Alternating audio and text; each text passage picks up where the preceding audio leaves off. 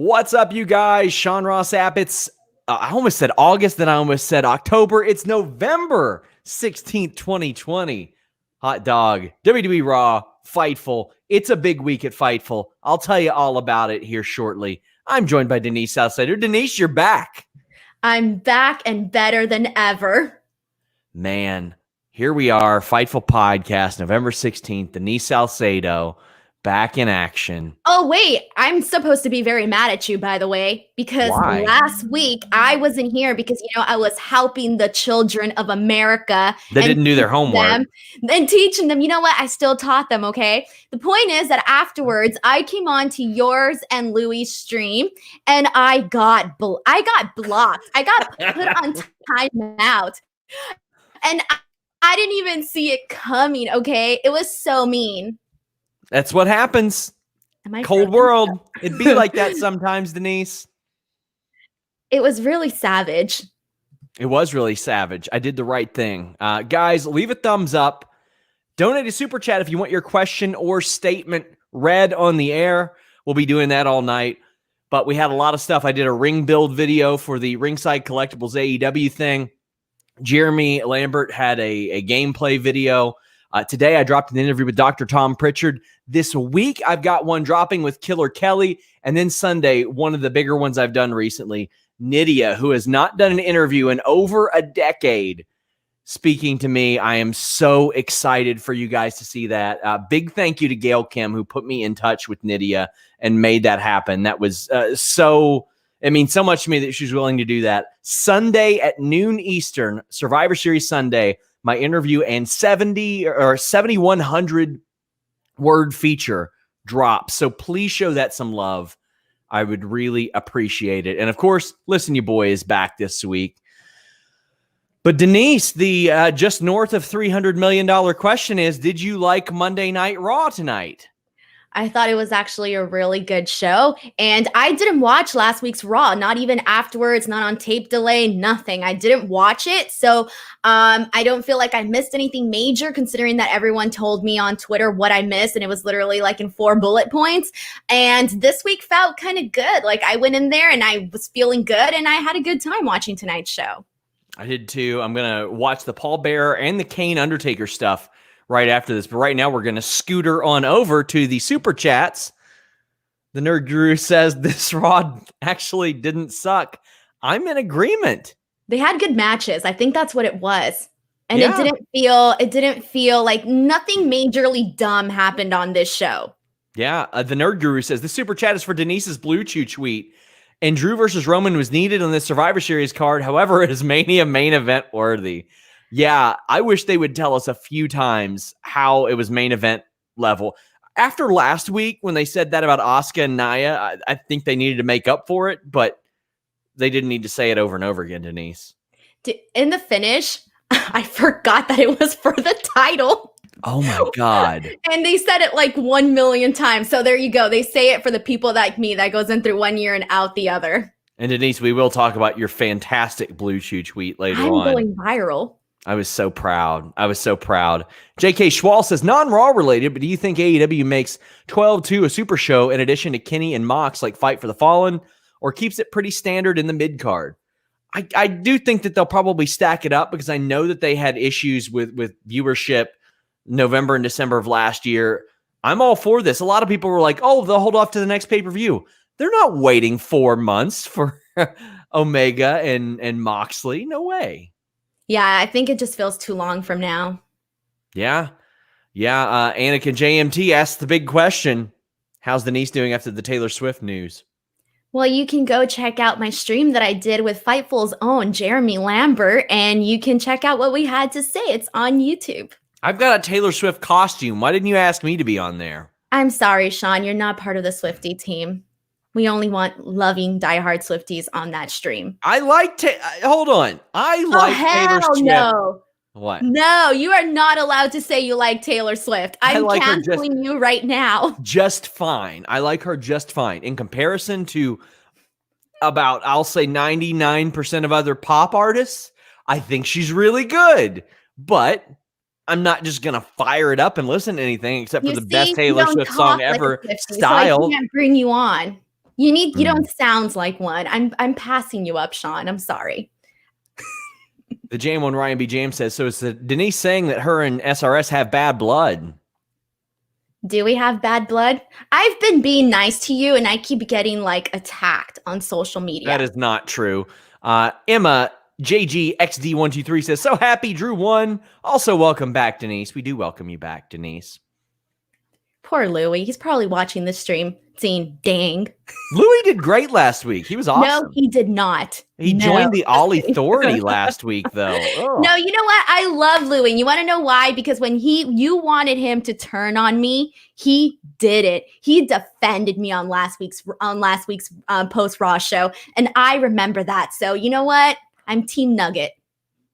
It's not his thing anymore. Is it really not? He's not Nugget Nougat. anymore?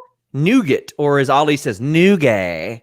Nougat. He is refined and delicious. He's a hit on the dating apps. I definitely didn't pitch this character for him at all. Oh my gosh. I need to really fix Louie's Tinder profile. Oh my gosh. How long has it been since you've been single, Denise? For like 14 years. Okay, exactly. Exactly. I still know what the girls want, though, all right? I know what the chicas want. Okay. Let's get this show kicked off. Drew McIntyre comes out, talks about Reigns and Orton, but Orton interrupts him. He's up here. Now, I know you're not familiar with the gag, but back when we had Anna Bauer on the post shows, me and Jeff would watch, and like Jinder Mahal would always pop up, and he'd be like, Randy, AJ, no, I'm up here. And I was like, oh, man. Like, where, why did that? Yeah, up there. We hear you. We see you. No shit, Sherlock. My God. Orton says he was fine today. This was just to set up the match later, and this was whatever, man. Yeah, I unfortunately had no interest in this, and it was just like one thing after another. I feel like at this point, Drew McIntyre, in this point of the show, I'm thinking, man, who isn't Drew McIntyre feuding with right now? This kind of just went over my head. Nothing really major for this one on me. I thought the SmackDown promo was more impactful with Roman and Drew. This past Friday, excuse me. That one was great. Colt Badeau says, disappointed Drew didn't use the big sword on Randy. So later on, we see Sheamus, and he's talking to Drew. I'm really liking the interactions. He has like their old gear and then presents him with a sword. Spoiler, Drew did not use the sword on Randy. So I just watched Braveheart this weekend. Oh, yeah? And so the whole time, anytime Drew McIntyre came out on Raw tonight, my brain just went back to Braveheart. Fantastic. Oh, so Drew said they'll take care of it tonight. There was not a lot to this at all. But then Miz and Morrison come out and say they'll be sitting front row for the match tonight. Spoiler, they were not, Denise. Hold on. I'll say this. John was sitting front row for a while. Like he was stuck in the first row for a while, but we'll get to that. I feel like this year's Money in the Bank is completely worthless, and they should just have The Miz come out and get the hell beaten out of him by Drew McIntyre. And that's it. Let's call it a day. I see no difference in The Miz having the Money in the Bank and Otis having the Money in the Bank. If anything, maybe even Otis is a little bit funnier, maybe even a little bit more charismatic. Ooh, are you going to fight me on that one? Because I think Otis is hilarious. Not really. But what? Miz and Morrison try to troll and get in Drew's head. I think that Miz had a bit of a point. He said, you were going to give matches to people that deserve it, but instead you gave matches to losers and the same people over and over and over again. He's not wrong. Seth Rollins lost at WrestleMania and got a title match. Dolph Ziggler didn't win anything and got a title match. Randy Orton got 3 title matches. Ridiculous, Denise. Well, he isn't wrong, but at the same time, who else was supposed to get those title shots? Aleister Black had not lost in a year. Okay, yeah, sure. I know, I get it at that point, but it's like we all know that wasn't going to happen. It should have. Yeah, it should have. They could have turned him heel like that. It was just so dumb. So dumb. Disappointing. So this ends the promo, but we do have a very interesting super chat and something I'm pretty passionate about. And I don't know if you saw it, The Jam on Ryan B. James says, very good Raw with both championship matches being great. Very curious. What Denise thought of the SI article about Bret Hart? Did you see that? Okay, so I saw that, but I didn't click on it and read it. Instead, I read all the comments from people like yourself and other people that were talking about it. And I had a conversation with a friend about it who kind of gave me a little bit more in depth about why people were upset and this and that. And it was kind of crazy to me. And I mean, I just kind of felt like I agree with everything that you said in your tweet where you talked about, just not putting like, irresponsible stuff out there like this when there's information that could easily be researched. Or if you don't know it, heck, ask somebody, like ask a wrestling historian. Like, don't just put stuff out there for the sake of putting it out there. And so I basically agreed with everything that you wrote on your tweet about that. But I didn't read the article itself. I didn't need to read it.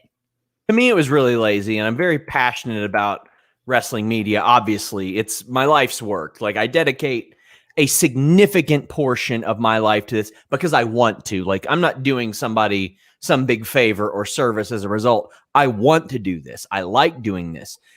And Denise, as you know, like sometimes even you struggle to get like WWE approval for interviews or anything like that. Sometimes it's not so easy. Not as much you than me that these days. I never struggle, Sean. Sorry. You never struggle these days. You're their fave. and it's obvious why you are. You're very good at what you do. But for me, it's like they don't want to feed me somebody because they don't want me to develop a new source. And I get it. I understand that and I respect that. So when I see an outlet not just fed WWE interviews, but constantly fed like, hey, break this news for us. And then they have someone go out and put out a 250-word troll shit post that you would see on a message board in 1998. It bothers me. I'm like, this is the outlet that gets that. And SI should get stuff like that because their reputation has earned it as being one of the best outlets ever, as getting monster traffic and all that. They should get that stuff. But when I see that, and I've got WWE wrestlers that are going to them saying, I want Sean Ross Sapp to interview me, and then they're like, all right, we'll set it up, and then they never do. And then I see that lazy shit get posted. 250 words that thing was. Bret Hart was a crybaby. Hot take, man. Thanks for that. Like, it added nothing to it. It was so lazy. Just so frustrating. And I agree with you too, because even coming from, I just think that in terms of like publicity, I really do think there needs to be a higher standard for wrestling media that gets selected to do interviews, whether they be video or not video. I do think there needs to be a higher standard because as somebody, especially my strong suit is video, not necessarily writing, but video. Sure. It irritates me when I see, people that not get interviews, but that don't necessarily, have the production value, have the hosting value. So because, I put a lot of work into that, it really, if somebody works really, really hard, I want everybody to that, on my level, getting the same things I am to be at my level or higher, because it's just like self-respect. So I do agree with that. I mean, obviously I see it more in a video production perspective because that's my strong suit, but I do 100% agree with what you're saying. If you're going to be getting these interviews, you've got to be doing a good job. Yeah. And to me, it's like, I want them for our viewers. I want them for our readers. I couldn't care less, rather, if I'm necessarily on camera talking to somebody, because I talk to dozens of WWE wrestlers on a weekly basis as is for the other aspect of my job. And if I have to pick reporting exclusive backstage stuff that nobody else is going to get or getting interviews, well, I'm really good at the exclusive reports and all that. That's my strong suit. But when I see someone being so lazy as to do that, it was a troll post is what it was. And a troll post is something you see on like Wrestle Turd News with a Z or something like that. It's not something you see on Sports Illustrated. No, if Joe Holbert would have pitched me that article, I would have said, Joe, buddy, what happened to you? What's wrong? Why did you submit this? Why did you pitch this? But he wouldn't do that because he's good at what he does. Oh, it's just so frustrating when I see stuff like that. And I see people that work really hard, not me, other people get overlooked. But that's That's oh God, I could go on forever and I'm not going to bore people, but yeah, that really annoyed me because, oh my God, it just did. Oh, let's get back on track. My God. Asuka, Dana Brooke, and Mandy Rose defeated Lana, Nia Jax, and Shayna. Now, Lana was told before this match, do not get involved in this match. What did you think about that? I liked that aspect of things. I liked this whole backstage segment that they did because it was more of Lana's facial expressions that did it for me. Not necessarily what was being said, but it was more of her facials where she's really pulling off that like I'm an innocent, Bambi-eyed, type of girl, and I'm just here to, do my best and impress you all. And it got over with me. And I think that was one of the things that I liked that we saw later on in the match. But just speaking of the segment itself, I thought it was Lana's facial expressions that really sold this segment for me. I'm really excited for her Chronicle. Me too. Wait, when is that out again? I think Saturday. Saturday. Yeah. Okay, I got to watch that. Yeah, I'll watch that. Oh, it's going to be so good. I just know it will be. There's going to be a lot of people that are surprised at how hard she works. And I'm very excited to see that. This match was fine. We're not going to go through a big play-by-play of everything, but I will never get tired of the the elbow stomp spot. I love that. She went for it on Dana, she being Shayna, and got rolled into the buckle. But Lana ends up getting beaten after she tags herself in. Oh, man. I do have two things to say about this. Well, say all the things you want. I'm tired of seeing Asuka be put into these 6-woman tag matches. It's about time she has her own separate thing going on the show. And I get it. Right now, it's really, we're heading into Survivor Series. But after this, I really do want her to see her in some singles, some single stuff, not always these types of matches. Secondly, Lana is definitely getting over as a babyface to me. Like, she's gaining my sympathy, like, all the way. Like, there was a point, again, the facial expressions where the camera pans at her and she's, like, looking up and she's like, oh, did I do something wrong? Please don't tell me I did something wrong face. And when I can get all of that emotion out of someone with just one glance, I am here for it. And obviously we all knew that she was going to get put through that table spot. I'm over it. But I was like, okay, this time I'm going to go in watching it with a different lens. And when you watch it with a different lens and I'm thinking, okay, I'm going to get into the storyline and not, be annoyed about it or something like that. I did see it differently. And it was funny because at one point I was like, Lana, what are you thinking? She's obviously going to do it. And this time I was more curious about how Nia Jax was going to do it. Like, what was her execution plan going to be for this? We have some super chats, and Zach says, Nia injures an 8th person. Instead of being reprimanded in any way, they cover up the real injury with a fake one. What the hell? I have not heard about this injury at all. I've not heard about any legit injury or anything like that. I do think she needs to be safer in the ring, without a doubt. Nia Jax has to be safer in the ring, Denise. Every time I see that table stop spot, I think, God, please don't let nothing go wrong and something happen to Lana, because I think if it were anybody else, all right, you know what? Injuries happen. That's just what wrestling is. But I think that, yes, unfortunately, Nia Jax does have an unfortunate track record of that. Oh, the super chat. Nia Jax is now Denia Vax. I saw that. Yeah. It's disappointing. It's disappointing. No comments. Oh, my God. Please be safe, people. So after this, we see Dana Brooke backstage, and she ends up getting attacked by Reckoning. And they are out, or she is out of the match, and so is Mandy.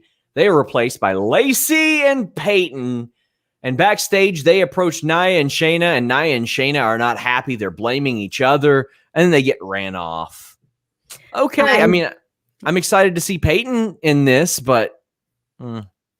I didn't really feel any. I think this for me was pretty much indifferent. But was this when Nia said that it was a worse idea than Quibi? Yes. Quibi? I died at that line because they were on Quibi, whatever it's called.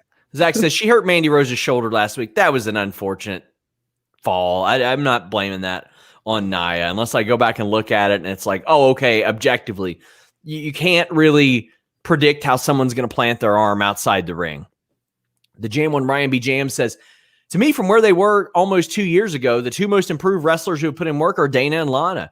Yeah, I mean, they were starting at really a bottom level. Dana Brooke was called up way before she ever should have, and she got good. Lana has put in the work to become fine. She's not doing things that are out of her depth, and I very much appreciate that. And really, that's all you have to do in that situation is try to stay within your depth, and there are good enough workers that will kind of help you out there and make it work. I think that's going to surprise a lot of people when they watch Chronicle, Denise.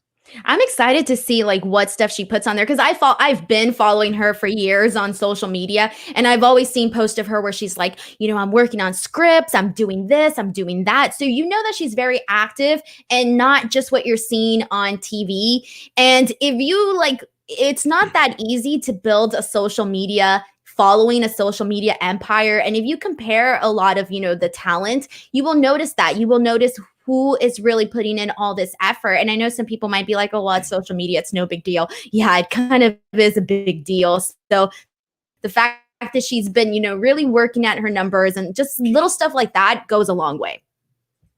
Zach says, given her history, why should Nia get benefit of the doubt? Looks like she tossed Mandy with too much force. Bro, it was an unfortunate planting of the arm.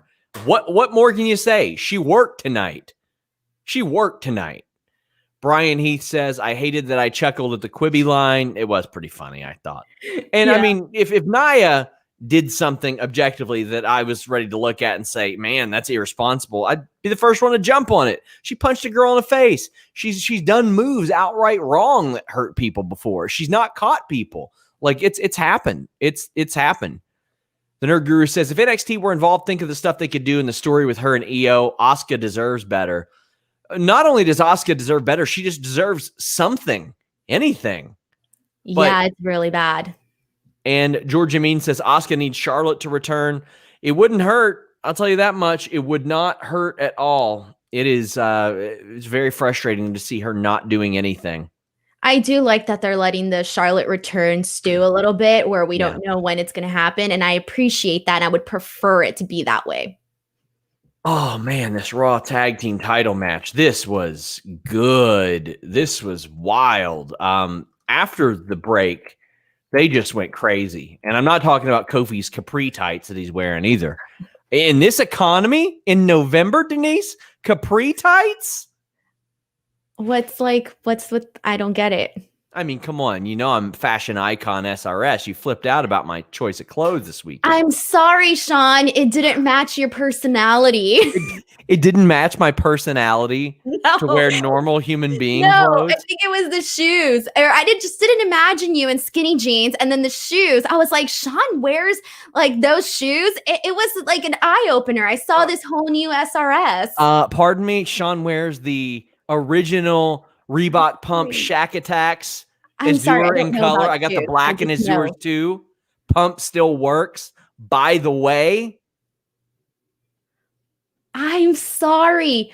I just thought, oh, that's interesting. I didn't imagine Sean's style to be this way. What shoes do you think I wear? We've been on shows for a year now. I've never seen your shoes.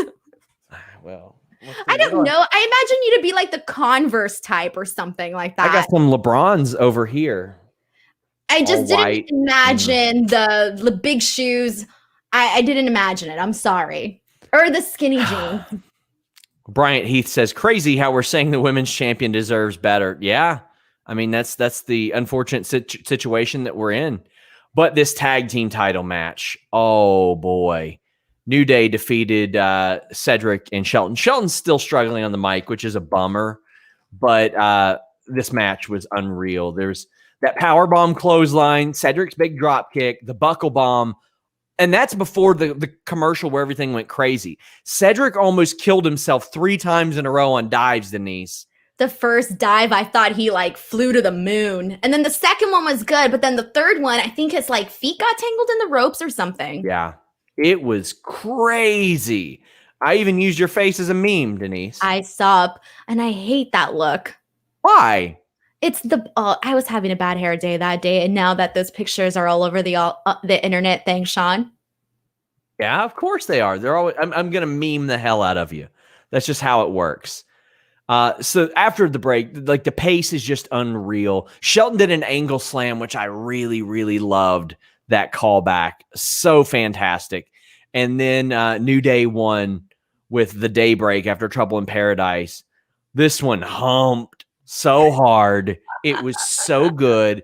Such a crazy pace. Jared Thomas says, I legit thought Hurt Business was going to win. If they did, I would have been fine. I would have been completely fine.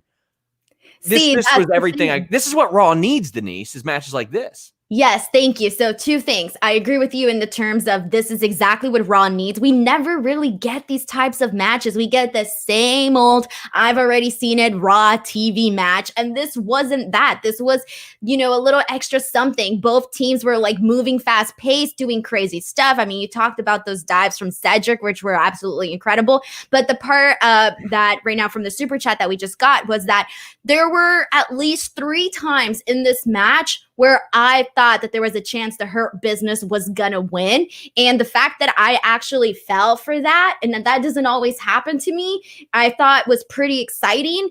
And so I liked this. And I've come onto the show and I've said I'm not the biggest Hurt Business fan. And that, everybody knows that. But I think that this match was probably the best tag team Raw match that we've seen in a very long time. And it was probably one of my favorite Hurt Business matches that we've been seeing thus far. I loved this. And I hope that we get to see more matches like this, because this match lasted a while. And I felt that I was interested. Not once did I escape and go to my phone. Nothing like that. It kept me entertained the entire match. And therefore it made, however, I can't even tell you how long the match was, but I know it was at least like 1 or so commercial breaks. But I didn't look at my clock or anything like that, because I was legit entertained with this match. And there was actual stakes in it. And, it captivated me. So it was good stuff. I couldn't sum it up better. This is what Raw needs. Good, long matches with stakes that are important. Derek Davis says, just reminding you that Cedric put the suicide dive tonight. Was he gassed or concussed on the 3rd? He has butter disregard to his own body that will never be forgotten. The butter disregard. Oh, man. I think he was gassed out. Throwback 27 says, been doing my show for 6 months. And I'm trying to get on your guys' level. Sometimes goals are worth it. Sometimes you have to work hard to get it. I've had people ask me for advice, like, oh, what do I do on camera? I don't know. You just be yourself, and hopefully it connects with people and do all that. It's a good time. If you're sitting there talking wrestling with your friends and it clicks, it just clicks. Carlos Easy says Cedric's brainbuster was incredible. Yeah, it was. It was really great. My wife sending some shade your way, Denise. Oh, no. What happened? All caps. I'm the Converse one. I hope to God Taylor doesn't remake Santa Baby. You know what? Maybe I felt it. Somebody in the family had to be the Converse one. I wear Converse. I think your shoes say a lot about somebody. And yeah, well, your shoes. Just so you know, my shoes say SRS on the back because I got some custom Air Maxes. Not that you would know anything about that. Like, who puts their name on their shoe? I'm humble. Anakin says, Denise, Sean wears better shoes than Jimmy Van. True fact. Jimmy Van does not wear shoes over $20, $25. I bought him a pair of Jordans. He refuses to wear them. Wait, what kind of shoes does he wear? I think like Costco or Walmart shoes. Nothing wrong with that. It's just man's well off. I'll say that. The man's well off. So he could get some shoes with his name on it. Yes. And I did get him shoes and he won't wear them. Crazy. Firefly Funhouse features a spelling bee and Wyatt calls Miz the jackass. They throw a dart at the heart of the rabbit and Miz and Morrison come out to the ring. What did you think of Alexa's new music? Dude, I loved it. I loved it first. But for some reason, I didn't realize it was new. I don't know why. Like, I heard it and I was like, oh, this is good. Yeah, it's remixed, so it works. Oh, I loved it. I thought it was awesome. Like, that is going to be my soundtrack now. Bryant, he says, do you like the guy of Wyatt and Bliss presented as baby faces? One of the things I mentioned so much on the AEW show is I like that there aren't always faces and heels. It's sometimes you just decide who you want to like and who you don't want to like. This is that situation for Wyatt and Alexa. You decide if you want to like them or not. There's enough shades of gray. How are you liking that? I think it depends. For me, is if you're going to be a face, you got to do it phenomenally. If you're going to be a heel, you got to do it phenomenally. If you're going to thread the lines, You got to do it phenomenally. You can't do it in a way where it's like, oh, well, maybe he's a face, maybe he's a heel. No, you got to do it in a way that actually works. If not, stick to being a baby face or a heel.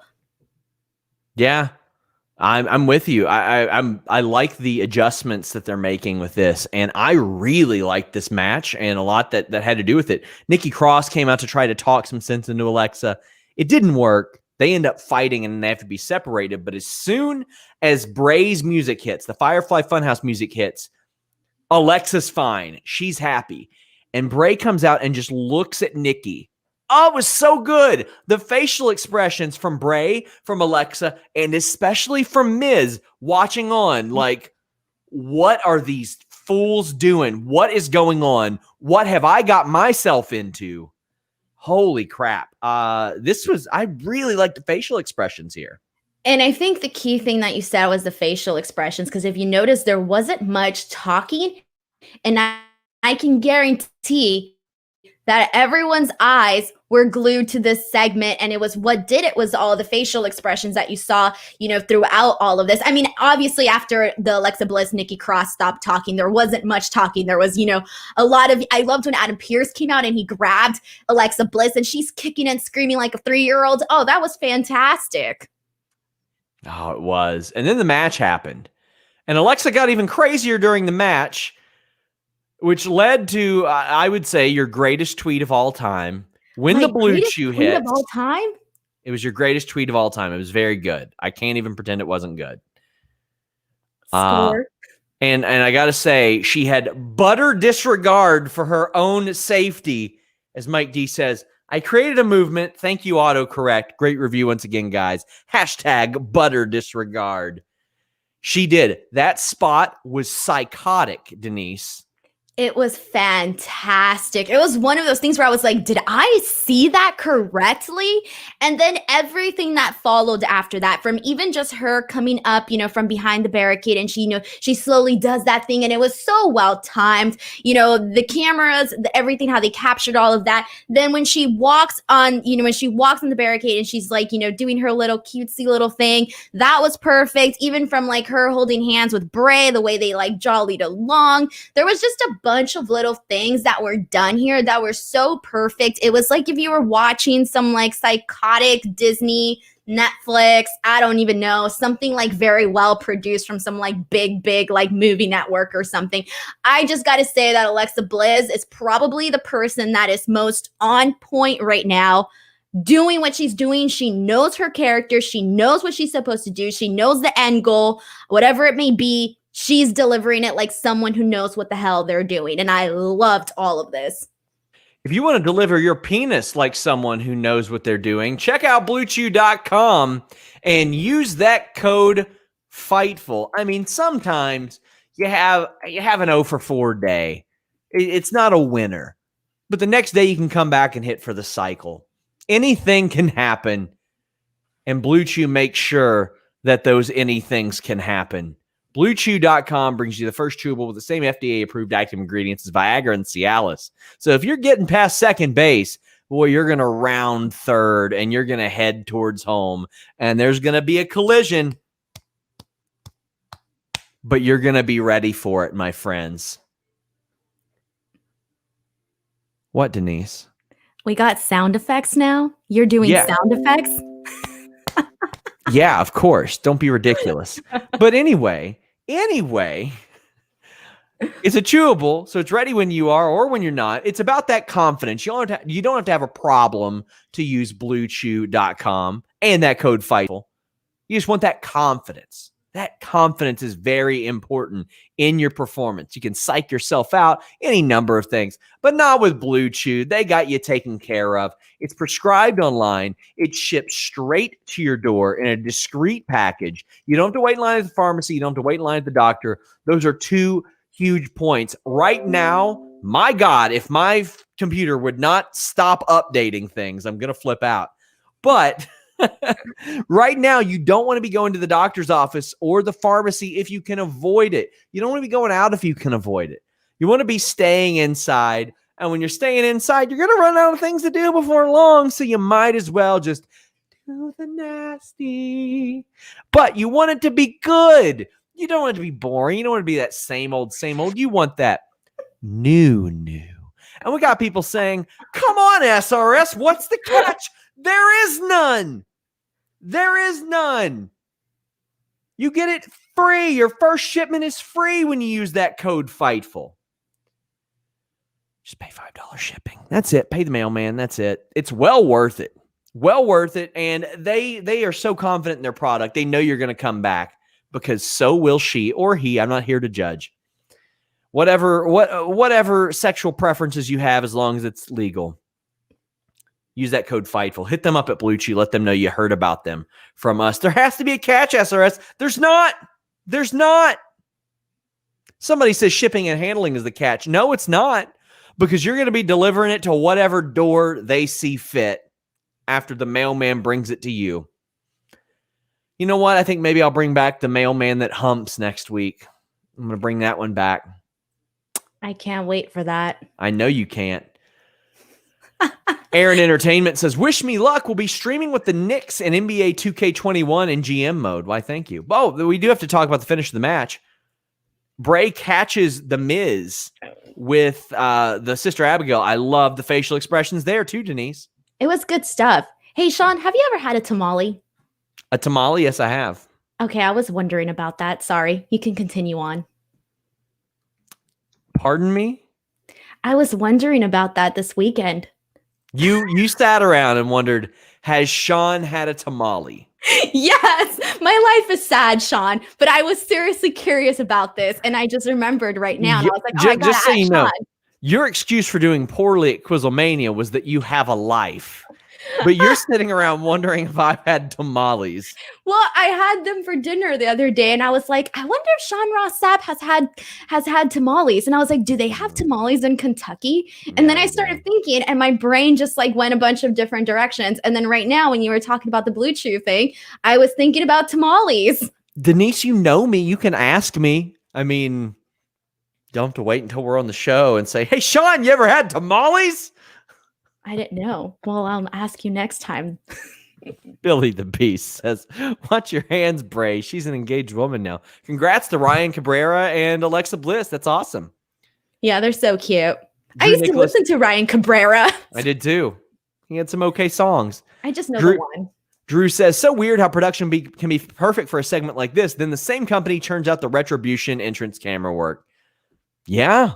You know the spinning ride, Sean? Those like circle ones where you spin in a circle? Yeah. Those are my favorite rides, by the way. And that's how I feel when I watch the Retribution entrance. Oh, so like I'm on those spinning rides. Those rides suck. By the way, guys, donate a super chat, get your question or statement read on the air. Reminder, I am here every Wednesday night at 10:30 p.m. Eastern for the Wednesday Night War podcast. Bryant says, Bray being concerned for Alexa after her spot was a nice touch. They did go up to the ramp and they saw the Fiend's gimmick play. A nice touch. Trevor L says, want a sword like Drew? Use Blue Chew. Oh, you'll be impaling people. That's for sure. Leonza Duncan says, Bray was actually scary as hell in that match. Yeah, I agree. And Trevor L says, Alexa's doing the best work of her career. It's hard for me to disagree with any of that. I think that she's doing some really great work. Anakin says, I like having title matches leading up to these champion versus champion pay-per-views. Everyone wants to have the title to get on the pay-per-view, and it's seemingly the one time it feels like the titles could change on TV. Yeah, especially with Drew popping up last Friday on SmackDown. But boy, do I have some issues. I have some issues with how all that unfolded. Ooh, boy. Backstage, AJ's trying to rally the troops, gives them those stupid shirts. I don't think they wore them during the match, did they? Did they? I don't think so. I think they avoided that, fortunately. Oh, man. But this match was pretty good. I enjoyed the match. AJ Styles would not be a great color commentator, but for this, he was really entertaining. What'd you think? I like when he's on commentary, when he does those guest commentary spots. Oh, I love those. He's funny. Yeah.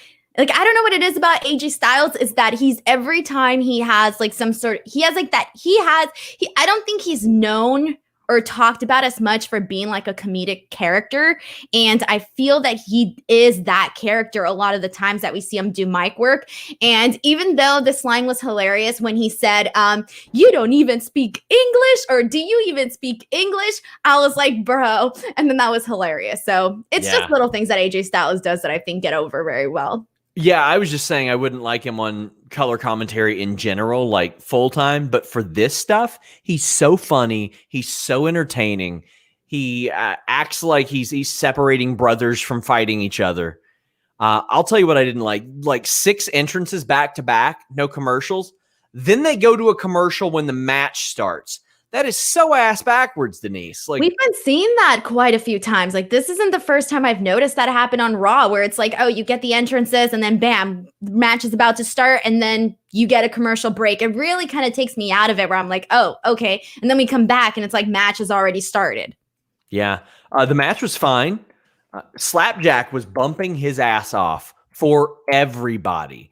For Keith Lee, he was getting thrown around. Sheamus and Braun got into it. But I got to say, the top spot of the match was Strowman running Slapjack around the ring, and then Slapjack ate a brogue kick. That was a naughty brogue kick. Unreal. Bryant Heath says, I don't watch Raw that often, but damn, AJ's heavy is huge. Yeah, Jordan is gigantic. He is gigantic, and I think this is a good role for him. Yeah, I like him in this. He works very well with him. They have a good contrasting personalities. Ali ends up pinning Riddle on a really deep schoolboy, and I'm really particular about how these pins go. And I loved Ali's because he went deep on Riddle. I'm not talking like the 24/7 title crap that we see where somebody just gets rolled up briefly and then pinned. He looked like he was trying to keep his shoulders on the mat, and I appreciate that. Retribution gets the win. What'd you think about that? Dude, is this their first win? As a team, maybe. Ali won last week, didn't he? Or the week before? I feel like this is their first win, but that should tell you everything. The fact that we can't even remember if they won in the past. So I didn't like this match. I thought that it was very boring. I thought that T-Bar looked he didn't look impressive to me at all. He looked very, very stiff in there. I did think that Slapjack did look pretty impressive. There were some moments where, like you said, he was sort of flying around. I thought he looked perfectly fine. I liked the finish. It was okay, but for what Retribution is and what their characters are supposed to be, I didn't think that this finish correlated with that. It made them look not cool in the sense of they barely got this win in, and it made Team Raw look sort of silly, and it was very expected that this is what they were going to do prior to Survivor Series because we've seen this be done a million times prior. So I was not a fan of this match. Yeah, Ali won last week, but aside from that, no wins at all. This did not exactly get me hyped. Does not get me hyped for Sunday at all. By the way, Sunday we'll be doing a post show with Shaquille Majuri, editor of Fightful MMA. Hope you guys like that. We have some super chats. Ryan Morrison said, this is my first super chat. Wanted to say glad to end my birthday for having my favorite wrestler win the title and watching this great review show. Well, I'm glad that you're spending it with us, Ryan. I appreciate it.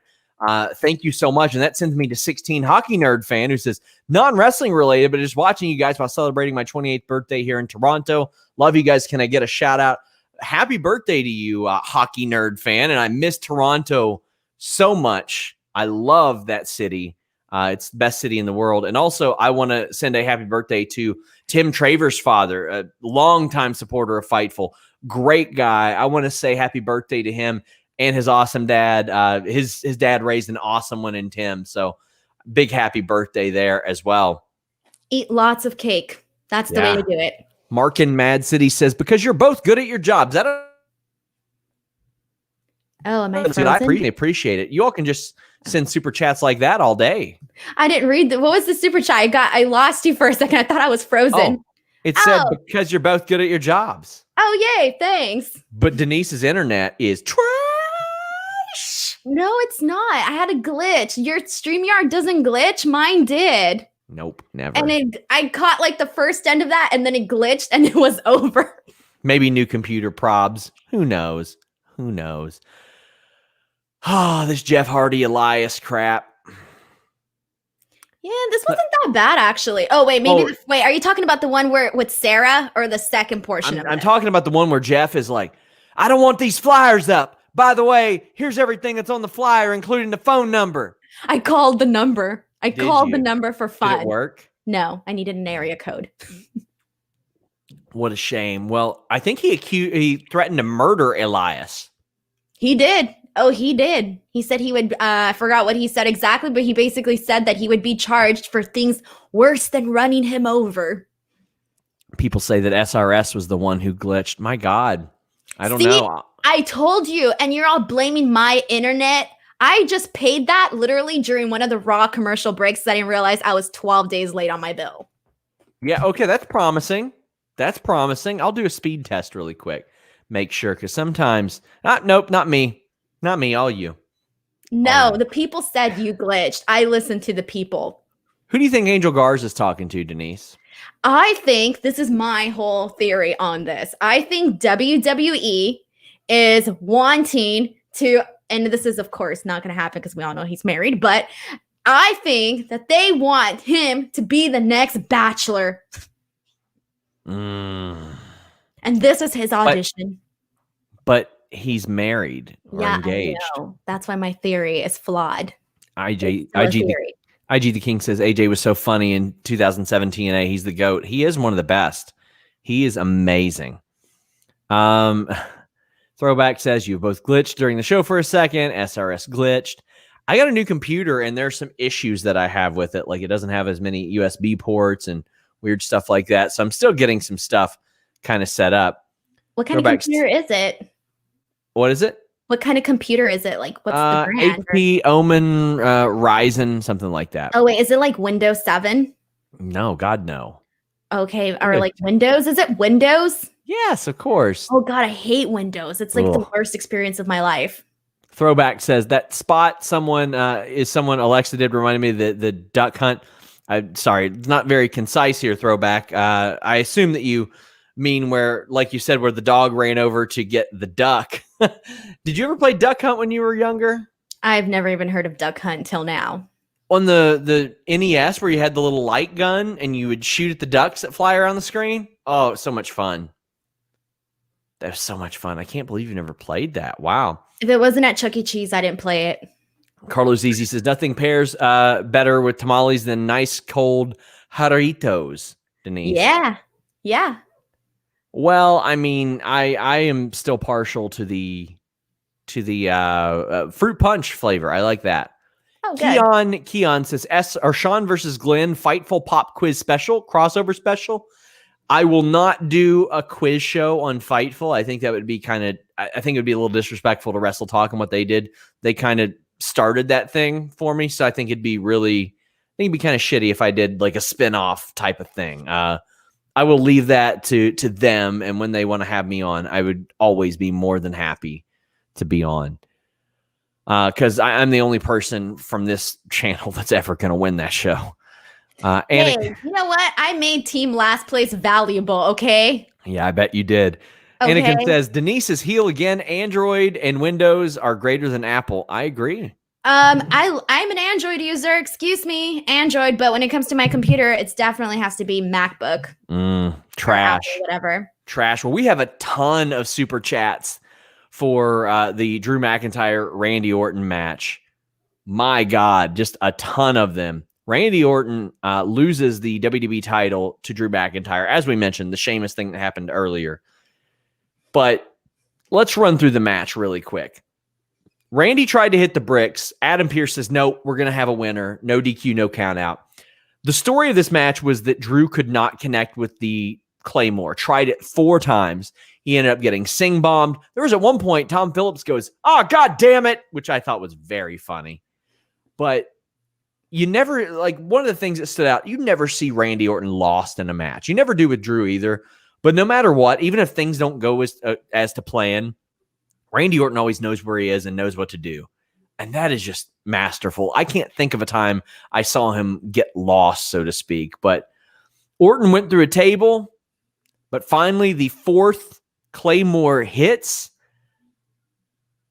I liked the match. Well, let's talk about the in-ring match first. I liked it. It had action. It had nice spots with the table, a good story with the Claymore, and then a good decisive finish. How'd you feel? All right. So first of all, the part where you're talking about, Randy Orton always being that guy that knows what to do or always is in the right place. It's funny because like every time I listen to like anybody do an interview, it doesn't matter like who it is and who they face. When they ever get asked the question, who's the best person you've ever been in the ring with? So many people have answered Randy Orton because he just does everything the right way. And I think after like listening to all those interviews, I kind of like found like this new respect for Randy Orton in terms of just always being at the right place at the right time, knowing what to do, that sort of stuff.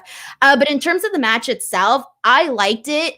And the parts that I enjoyed was there was when Drew McIntyre tried getting the Claymore kick on Randy Orton when Randy Orton was on the commentary table. That one, when he completely missed it and just went like straight through and slid on the commentary table, was phenomenal because it looked sick. Like that one really, really stood out to me from like all the other ones.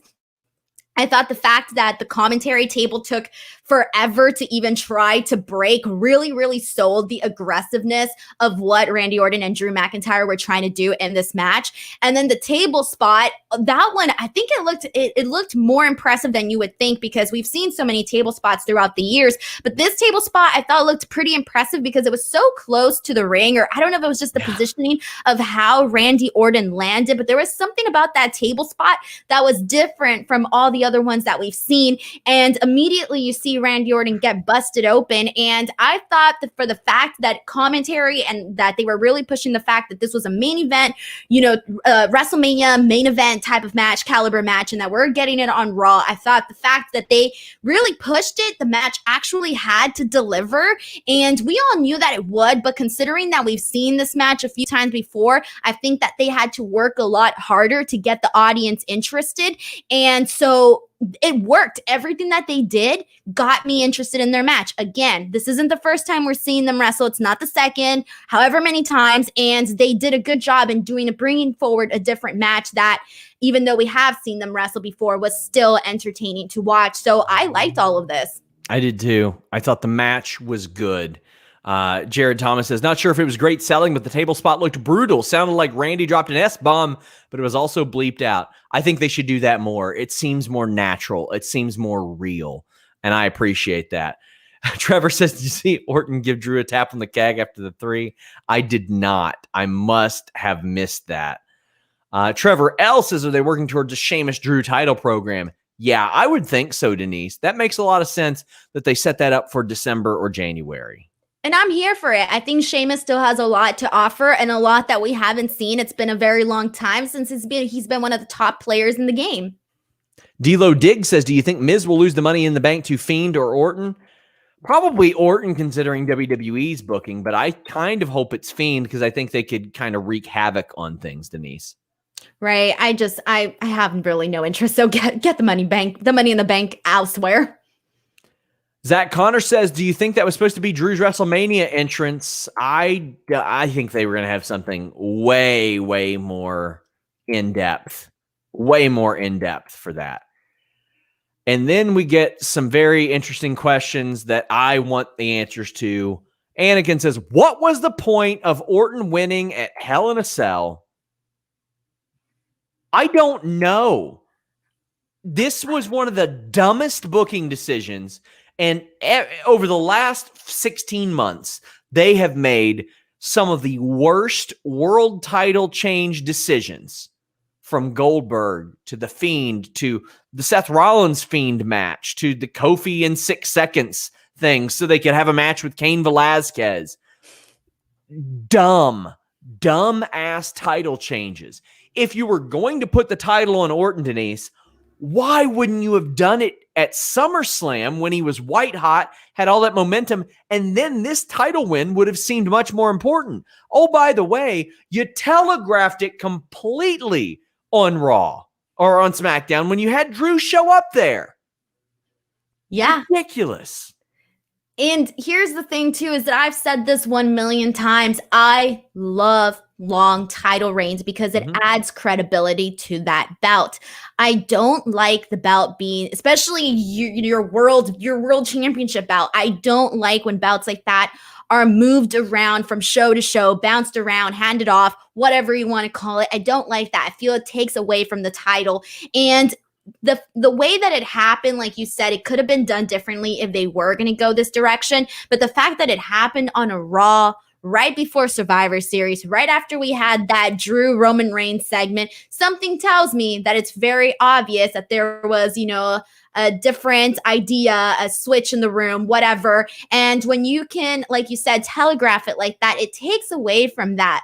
I don't want to know, like, hey, just because we saw this, now this is happening and this is why. It didn't work for me. And I went on Twitter right away and I saw like tweet after tweet after tweet after tweet of people being upset at the fact that why did Randy Orton have to win the belt at Hell in a Cell? And now, this. It doesn't make sense. After losing 2 title matches, Justin Lopez says, I'm going to say to pad Orton stats. George Amin says, I have the feeling they're trying to get Randy to 16. Now, here's the thing. It should not be that because that's stupid. I'm not saying that the comments are stupid. The comments are people like Justin and George understanding how WWE weirdly does things sometimes. The reality is they could have them hot potato the title back and forth. And that would have meant more if they switched it every single pay-per-view the last 3 months. But no, they had Orton lose definitively. They wrapped up the feud and tossed him in an ambulance. Then they had him win. They had all those legends come back and all this stuff. It was so stupid. Brian, he says, I know there's still time, but aren't they supposed to build the edge for the title? They aren't supposed to do anything. They can do whatever it is they want to do. They shouldn't do that.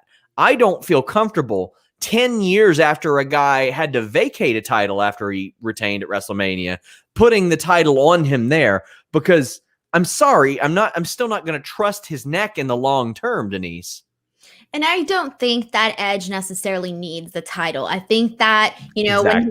when he was doing the storyline with Randy Orton, it was a story that was there that really drove this storyline. And so I think they would be able to do that again, but just with the simple fact that it's Edge and he's back and people are excited and he's been doing some of, his return was some of the best stuff that he's done. But so I don't think he would need the title. I think that you can have multiple and very meaningful storylines without having to have the title involved. Kevin Langoff says, I hope at Survivor Series it's tied going into the Drew Roman match. Make it a bit more important. I mean, that's the thing. You see so many situations where WWE wants to save it for Mania, but then the Mania match never happens. They had to do their Shield triple threat in the middle of the summer because they were doing the brand split. That was a WrestleMania main event. That should have been a WrestleMania main event.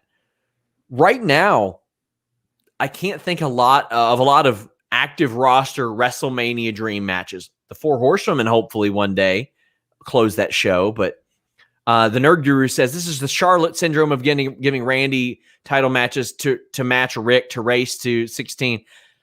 I disagree with that. I mean, maybe it is, but they got Randy under contract for 4 more years, Denise. They don't got to hurry this up. He's going to get to like 50 or something. Yeah, I mean, if they want him, they can get him to whatever they want. They script the show. It's up to them.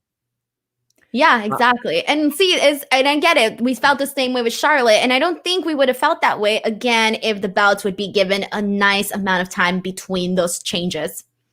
Matthew Makovsky says, butter disregard of Sunday not meaning anything.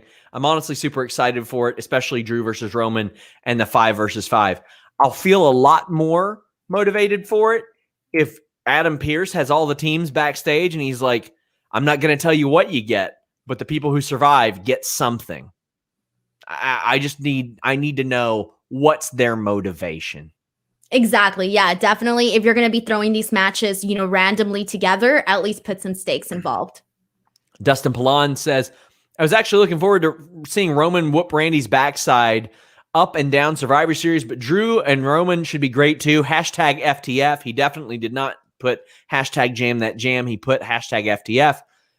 I'm more excited for Drew and Roman because I think Roman's going to win, but I had no desire of seeing Roman and Orton. There was no doubt in my mind that Roman would win that one. I felt equal for these ones. I wasn't more excited for either one of them, or there wasn't one where I was like, oh, I really want to see this person, Roman Reigns versus this person. No, I kind of felt the same about either one. It honestly wouldn't have made a difference for me. Please leave a thumbs up on this video, by the way, guys. As we start to wrap up, you can get your super chats in still. The Nerd Guru says, are they just going to hotshot world titles before every Survivor Series now? Drew's line, Roman, save me a seat at the table because I'm coming over, ruled. Yes, it did. Everything around Roman Reigns right now is awesome. Everybody who comes in contact with him, like you're getting to see the real them. I don't know if that's got Heyman influence on it or what, but it's been really great. I think it's gotta. Yeah. Mike JC says, Orton shouldn't be in the title picture anymore. I don't think he should be right now. Summer, that was fine. He was white hot. Bryant Heath says, time for a serious question, SRS. Are you joining Team Luke Owen? What do you think, Denise? I don't know. You're still special and everyone wants you all the time. So I won't be surprised if you are. I don't know. Tell him to give me a call. Maybe it'll happen. Aaron Entertainment says, the past title versus title matches at Survivor Series were predictable, but this one is not with Roman and Drew. I mean, I think that I still think 70% Roman Reigns, 30% Drew, just because we just saw Drew lose. It's definitely got to be Roman, without a doubt. Like, if it went the other way, I would be shocked. Jared Thomas says, I'm ready for Bliss versus Asuka, but I'm sure they'll continue the Bliss cross feud. Who else is on Asuka's level on the Raw brand? Nia or Shayna, maybe? Nia, no, I don't want her near that title.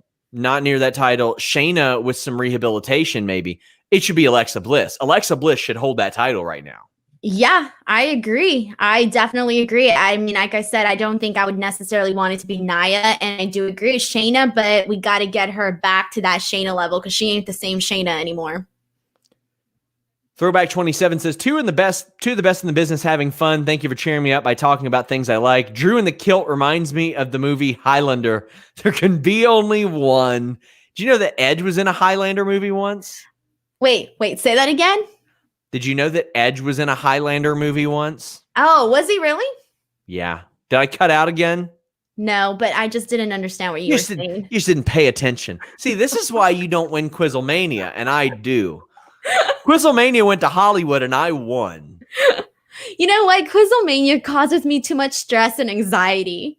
So I panic. There were people in the chat that were like, yeah, Sean was cheating. And I was like, how can you cheat at that game? Like, I don't understand that. Like, see? No one's going to question me because I was in last place, all right? It's like, man, I'm really bad at cheating at Quizzlemania if I've lost like 6 times now. You know what, though? I will say this. So this is my third time. That was my third time on Quizzlemania, okay? And this was the worst I'd ever done. But it was the most positive feedback I've ever gotten. Really? I got so many people reaching out to me, like on Instagram and Twitter, and like even via email. It was amazing. And I was like, wow, you know what? Being a jobber isn't that bad. So you know what? I'm owning it, okay? It's okay to be last place. Some of us aren't good at everything, okay? Oh, man. I just thought, I was like, it's a quiz show for fun. Like, it's ridiculous. Also, Sean Blandford says, why am I afraid that Roman will beat Drew so bad that Miz will cash in at the end of Survivor Series? I kind of hope Miz does try to cash in and then Reigns just hits him with a spear too, just to be like, no, you're not going to do that. You're not taking advantage of me. All right. What would you do if Miz cashes in and successfully wins? I would not be happy at all. I would not be happy at all. Oh, that would not on Drew. Drew really shouldn't have lost. God, it's so stupid. I feel bad for Drew because he finally got that like dream to be champion in WWE. And then like this whole like coronavirus thing really robbed him of really experiencing it to like the full potential.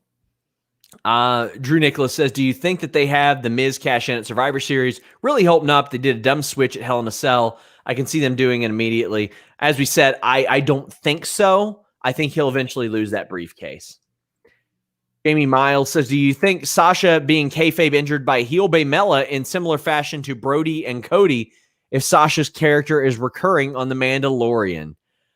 I don't think it will really keep her out of action that much. But Denise, what do you think about that? Well, I haven't seen The Mandalorian, and I want to watch it literally just because of Sasha Banks, but I don't think it would affect that. But if she were to get a recurring role, that would be fantastic. And Kevin says, WWE actually promoting Sasha and The Mandalorian makes me happy. Huge fan and a huge fan of this podcast. Hashtag margarine drop. Yes, they should have promoted it more on Friday, though. Like, I thought that was really weird that they didn't. It was, I just didn't get it. Throwback 27 says, with it seeming like long-term booking is starting to become a thing again, Sasha and Bayley or Rock. I don't know if you mean Rock versus Cena or Rock versus Roman, but I mean, Rock versus Cena kind of was. Who do you think is next in line for long-term booking? Who could do it? I think, well, the Roman family stuff is going to continue. I don't know if I see anybody on the horizon right now, Denise. I think there's a potential for a lot of guys to be put in that spot and to be, do long-term booking and all of that. But I don't necessarily have the faith that it'll happen. It's more of that for me. Yeah, I think Alexa Bliss and Bray Wyatt are the closest that we get.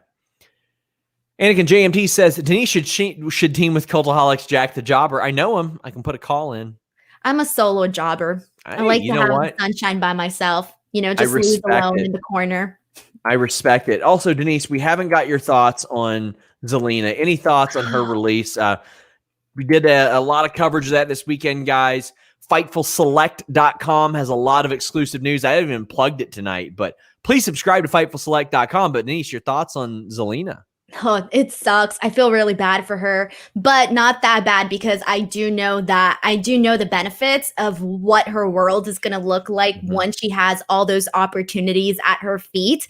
And she's one of those people that hustled and built a platform for herself. And I think that we're going to see that stuff pay off. And I do think that she's going to be the example that a lot of people are going to be looking at, like people that may be considering, maybe leaving and doing their own thing. I think that Zelina is going to inspire a lot of people to see the benefits of what it could be like to, just go out there and pursue something on your own, do her content, whether it's on OnlyFans or Twitch or wherever.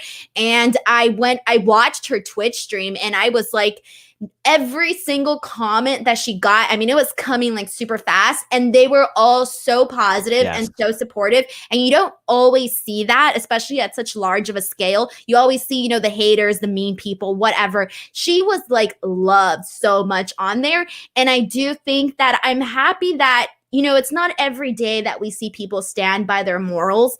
And when people stand by their morals and what they feel is true to them, I appreciate that. And I respect that. Even if you wouldn't do the same thing or you'd be in a different position, whatever it is, I just think that somebody willing to risk it all is somebody to admire. And that's my opinion. And I do think that once her, 90 days are up, I do think that we're going to be seeing her do a lot of awesome things. What those things are, I don't know. I think she'll come up with something.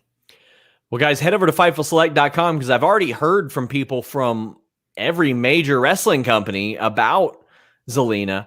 FightfulSelect.com. I did not promote it during the show. Please go subscribe. Here's what exclusive news we've had just in the last week. We had tonight's 8-man tag match before it was announced by WWE. What WWE star got Killer Kelly booked for Bloodsport? Tom Pritchard told us why WWE fired him. Also, a lot of people were asking, has he been contacted by WWE since Bruce came into power? We have that up there. We have a major spoiler on Turning Point. We had that Deonna Purrazzo was going to become Knockouts champion. We had the exclusive on Chelsea Green debuting on SmackDown. Also, the finish of the match having to be changed. I have a lot more on the Chelsea Green situation this week on Fightful Select. And when I tell you it's a Chelsea Green situation, the last few months have been crazy. And the injury last week really opened the floodgates. And a lot of people have been talking to me about it. We had backstage reactions on the Zelina WWE split. We had a series called Brass Ring where I talked to WWE wrestlers about people who are working hard to improve. Dexter Lumis was praised by his colleagues. I've got that up there. Details on the contracts of a lot of the Evolve signings in WWE, how much they're making. We had news from the AEW tapings in Full Gear. We had a WWE call-up. Like, a lot of people didn't realize Santana Garrett got called up to the main roster months ago, and they just didn't use her. We broke that on FightfulSelect.com. We also had news of a recently released WWE star that they've got interest in bringing back. That's just in the last week. We are breaking more wrestling news than anybody. Please subscribe to FightfulSelect.com. And that's in addition to a half dozen podcasts a week. The Jam on Ryan B. Jam says, I can see Zelina signing with Impact over AEW whenever she signs with someone.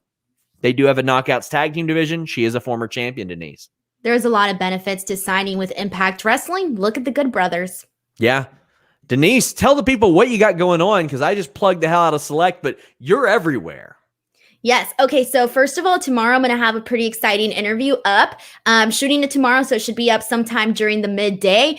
So keep an eye out on my Twitter and Instagram @_ Denise Salcedo, because I will be posting whatever info you need on there. And guys, please check out my show on F4W Online, Speak Now Pro Wrestling with myself. That is my show. It's me by myself. And so I'm really just trying to build a fan base on there. Please come check that show out. Like this one here. I talk about NXT and like a bunch of other stuff. It's just a really good time. So come check that show out. And yeah, Twitter and Insta. YouTube.com/Denise Salcedo, because I'm still growing that. And so go give it some love. Please support what Denise does. She is doing so much cool, great content. Guys, thank you all so much. And this time, I just want to say, oh, man. And in my outro, dang, that's dirty. she's on Sports Keeda Fridays. She's on Wrestle Talk Fridays. She's on F4W Wednesdays. She's on Fightful Mondays. Wait, no one heard what I said? Check out her channel. Until next time, guys. Robo Denise, we're out.